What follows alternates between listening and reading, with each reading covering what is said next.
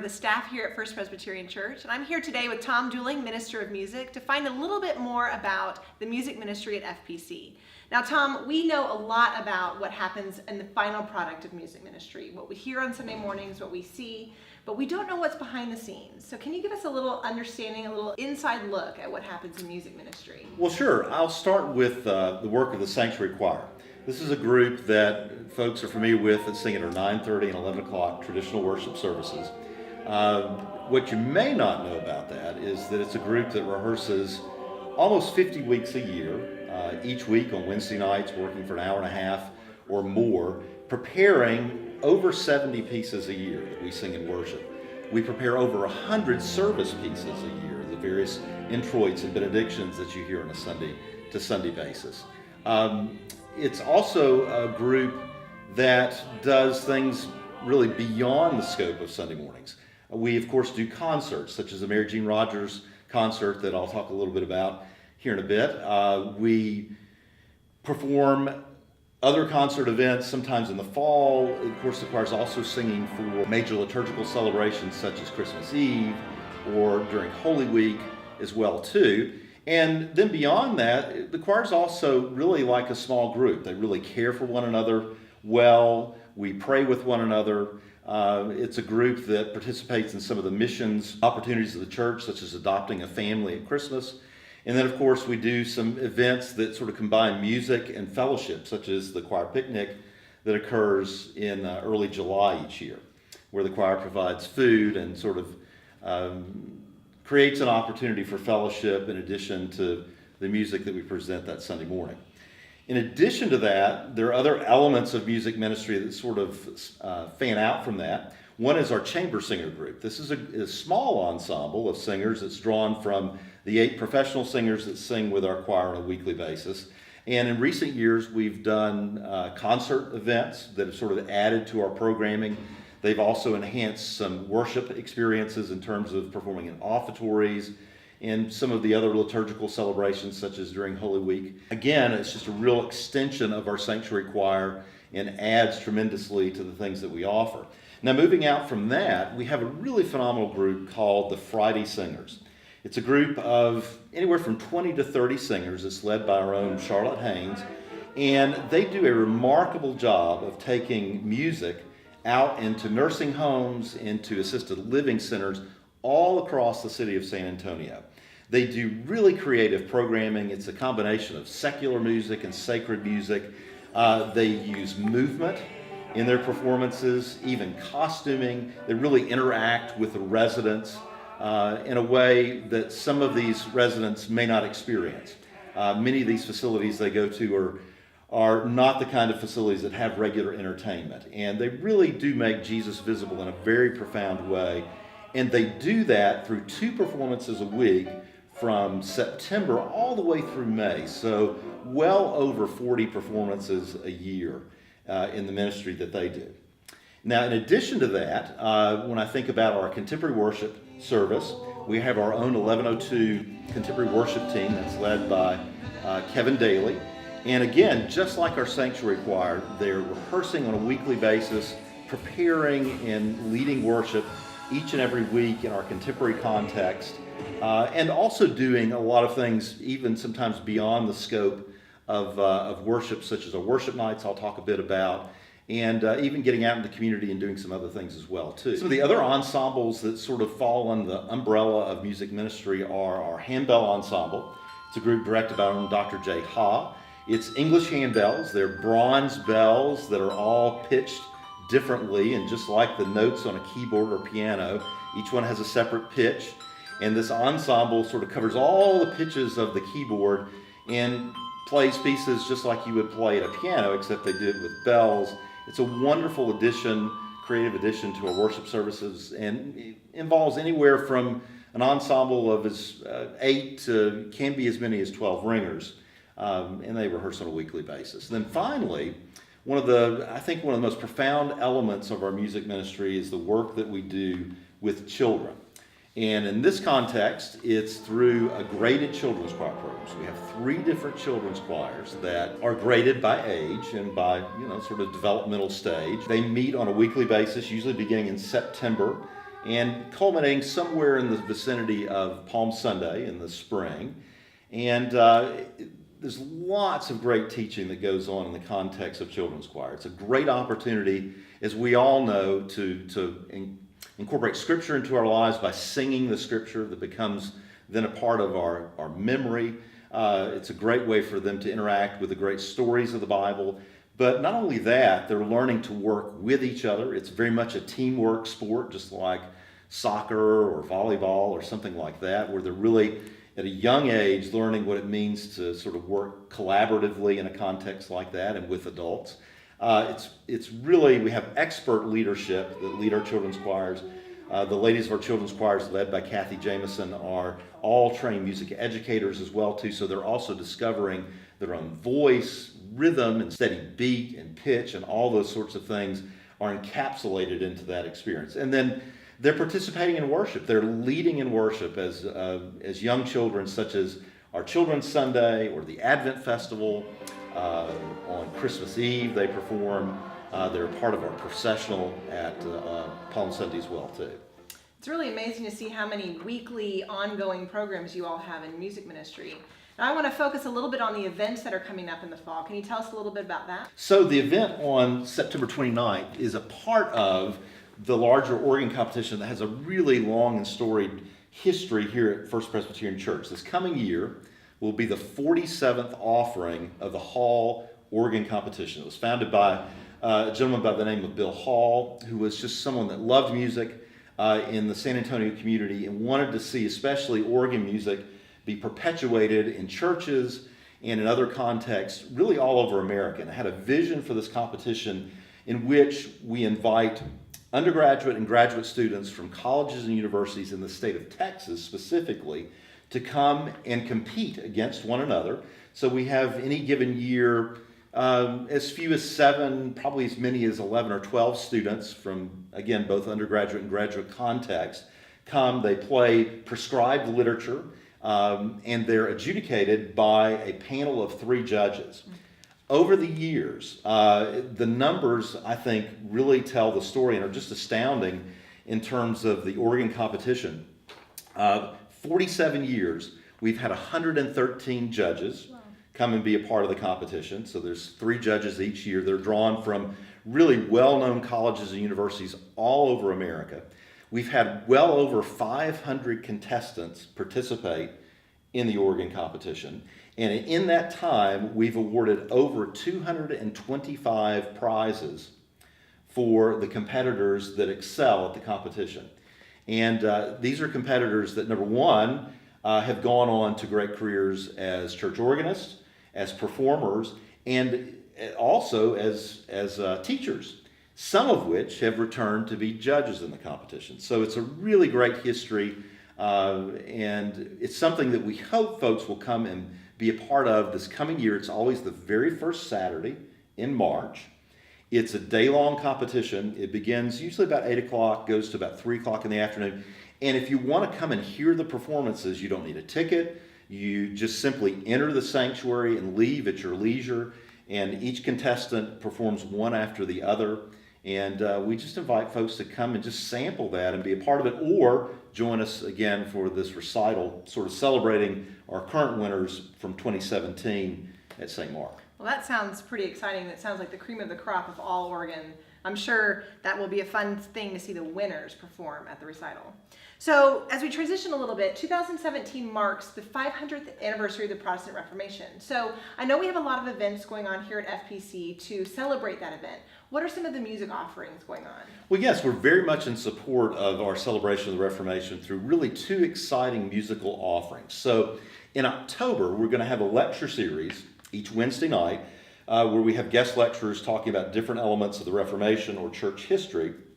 But on the 18th of October, that lecture will be about music in the Reformation, and the choir is going to be a very big part of that. So we're going to talk about the contributions of music by Martin Luther, obviously, who we know through the 95 Thesis, but also a little closer to us theologically, John Calvin was definitely a contributor to music of the Reformation and hymnody.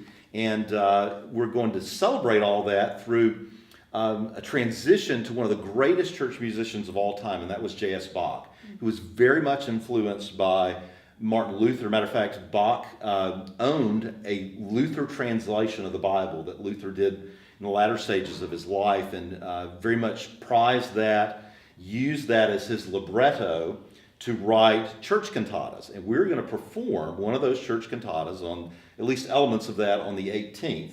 It's Ein Festburg, which it translates as a mighty fortress, as we know as a mighty fortress is our God. And we'll perform that and talk about how those connections through Martin Luther connect to Bach, and then ultimately still have a profound influence on who we are as Presbyterians and Protestants. So how can we get involved in some of that? Well, one of the things I want that experience on the 18th to be is for people to participate. And the best way we can do that is through the great hymns of the faith that we know and that have been inspired by Luther. So we will sing "A Mighty Fortress is Our God." We will participate in the cantata that's performed, because that was a traditional element of cantata performances, was a chorale at the end of the cantata, which basically translates to us as a hymn that would have been sung congregational at the end. So we're going to participate in that. And then we'll sing our own Calvin hymn, "I Greet Thee Who My Sure Redeemer Art," as well too. So it'll be participatory, there'll be some lecture elements, there'll be a performance element. At the end of October, on the 29th, we're going to celebrate the Reformation in worship, in our traditional worship services, and we'll do that in a very grand fashion with brass. The choir will sing some of these great hymns, including the Bach setting of "A Mighty Fortress" and other great hymns of the faith. It'll be culminated with a Scottish bagpiper, which of course connects to our Presbyterian heritage in Scotland and is a sound that's very closely associated with that. And so all those elements will infuse worship on the 29th. All right. So what are some of the other events throughout November and into the Advent season that you're offering? Really excited about November 3rd. Our San Antonio is home to the Air Force, United States Air Force Band of the West, a phenomenal professional musical organization that we have hosted in the past, their brass quintet during a Midday Noel's series. But for the first time, we're going to be hosting a quintet of a different kind. And it's two woodwind quintets drawn from that larger Air Force ensemble, doing a really unique concert program here on a Friday evening on the 3rd. They'll be joined by Dr. Jay Ha, who's going to perform a Poulenc piece with them. And they'll even have other elements. Some other members of the band, such as one of their really great trumpeters, is going to be on that program as well, too. It should just be really a unique musical experience.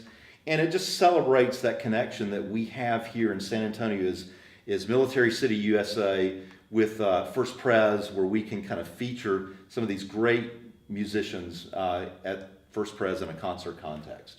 And what sort of contemporary offerings do you have coming up? Well, that's late November. We're going to do the second iteration of what we call a worship night.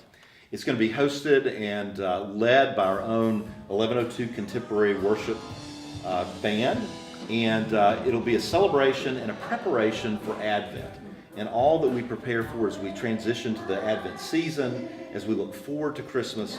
And they'll do that in a really creative and unique way, not only through music, but also some experiential prayer stations and other elements. We did this back earlier this year and really got a lot of great feedback about how meaningful that was in preparing for Lent. So this time we're going to prepare for Advent. So Tom, earlier you mentioned about Midday Noels. Just like the organ competition, Midday Noels has a long history with First Presbyterian Church. Can you tell us a little bit about the beginnings of Midday Noels? Absolutely. It is very similar in that was started well over 30 years ago here. It began as a series of concerts offered in December and Advent, and ultimately has culminated into what we know today, which are a series of 3 concerts offered on successive Thursdays at noon.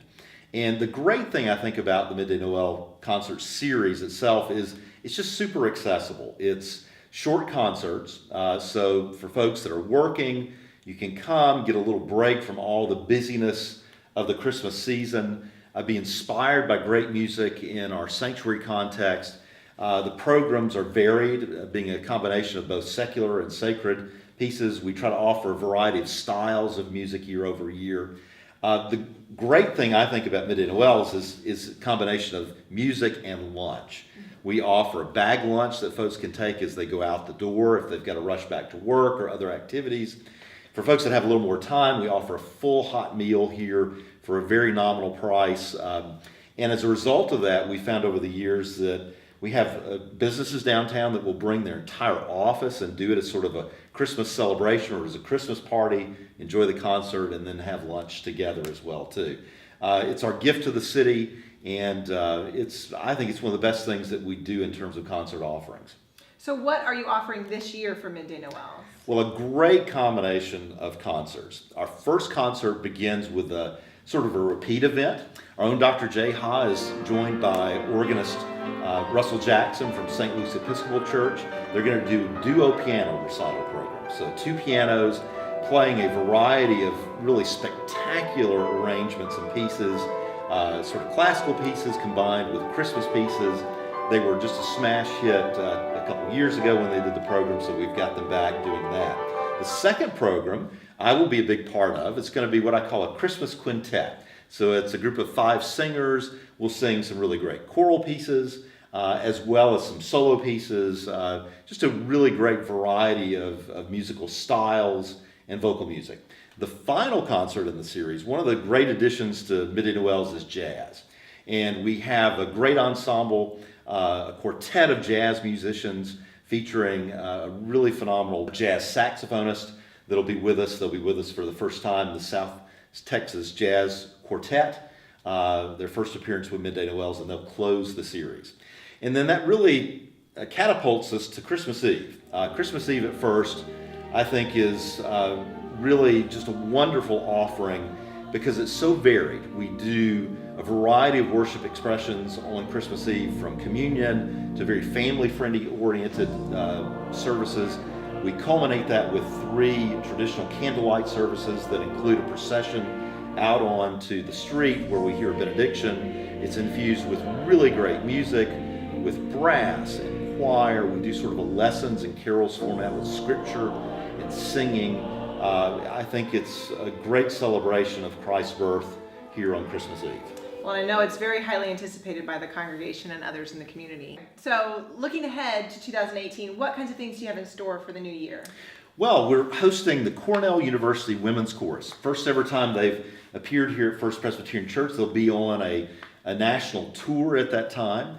And we're going to have them on the first Sunday evening in January for a 7 p.m. concert performance. They'll be with us in worship that morning as well, too. It's a really unique chorus, founded in 1920, fully student-led in terms of determining where they tour and the concerts and whatnot that they perform. A really unique ensemble. Wow, that sounds really interesting. Now, is there an opportunity for congregation members and others to get involved with this? Well, there is a really unique opportunity. There's 60 ladies in the chorus, and we'll be hosting them in homes the evening of the concert. And so it's an opportunity for our church members to host a couple ladies in their home to learn more about who they are individually and where they come from, what they're studying as well too. And I think it'll be a really nice culmination of the concert experience that folks will get by attending the performance earlier that evening. Wow. So I know every year we look forward to the Mary Jean Rogers Memorial Concert. Tell us about what that's going to entail this year. Well, that concert is in its 13th iteration. I've had the privilege of doing 8 of those concerts. And that series was formed in memory of Mary Jean Rogers by Jean Rogers Winchell, who sings in our choir. It was in honor and memory of her mother, who was a long-term member of First Pres and just loved music and worship and what that meant to the worshiping life here. It's a unique experience in that, especially this year, it really combines well with a liturgical celebration of Good Friday. This year we're doing a performance of the 7 last words of Christ, which has been set by classical composers over the years. This particular setting is a contemporary setting that was recently composed, and we'll feature each of those 7 words. We'll perform it on Good Friday with orchestra and chorus and soloist, and I think is a really fitting culmination of the experience of Christ's death on the cross on Good Friday with a profound musical expression. Wow. So Tom, I see your season ends with the performance by Dr. Jay Hahn. I know last year's performance was a huge hit with dessert offered afterwards and the little surprises throughout the evening. Now what can we be excited to look forward to this year? Well, Jay's going to do an outstanding program in this coming year, and it's going to be very much in line with the program that we had this year in that he'll feature orchestral transcriptions. So these are pieces that were originally conceived and written for orchestra that have been transcribed for the organ and its various tonal resources. And Jay does a masterful job of performing these pieces and selecting them and programming them. This year, our concert, instead of being here at First Pres, is going to be down at the Mother House Chapel on the campus of the University of Incarnate Word, an absolutely beautiful worship space, very much like walking into a European cathedral, a space that really just inspires. A phenomenal church organ there as well too, and just the combination of space, organ, and phenomenal performer, I think will just be an outstanding end to our season. All right. Well, you know, Tom, this has just been a great overview of all the things that are offered not only weekly, but also throughout the entire year of big events for music ministry. But what are some ways that folks like us that don't have any connection with music or can't sing can get involved? Well, I would say two really important things. First, to experience, to come select one of these musical offerings and really experience all it has to offer, whether it be a concert on Good Friday that has connections to our faith through the death of Christ on the cross, or be it a celebration of music in the Christmas season such as Midday Noels. I just encourage people to come and experience and immerse themselves in these really great musical offerings. Secondly, is to invite someone, to invite a neighbor, a friend, a coworker, to come with them on one of these concert opportunities. It's a great way to get introduced to First Presbyterian Church and who we are as a church and the things that we offer. So use it as an invitational element as well too. I feel very much that music, both in the context of worship and concerts, really draws us closer to the heart of God. And I think all these things have that opportunity embedded in them, and I just hope folks will come and take advantage of that and be a part of these really great offerings.